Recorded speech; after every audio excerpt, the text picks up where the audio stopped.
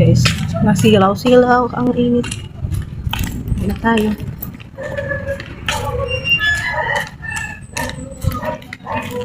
Dito sana sa dyan nakakas na daw. Hindi pa tayo nakasakay. Balik bahay tayo guys. Tayo magsasambahay pero naambon. Naksikat yung araw kaya naambon ako limlim naman. Sa bahay. Lilis mo natin ang bahay guys. Ayun lang muna guys. Bye. Tiklopin natin. Dayagin natin. So ito pa, ating nilabahan ito kagapon guys. Ganyan natin na este kagabi lang natin na panlawa kasi tubig ay gabi na. May konting dryer pa dito. Yun lang guys, yun na lang kasi nakapagsampay natin kagabi.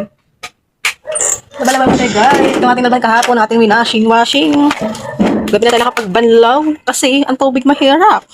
May kung lang sa probinsya tayo guys, puso-puso lang pero wala puso dito. So yun lang guys, thank you po sa panonood. So nilipat mo vlog mo guys. Ating regalo kay JM. Pag-uwi, basketball. Kasi may mag-basketball, walang ring. Ayan, binalik ko lang siya. So yun lang, baby na.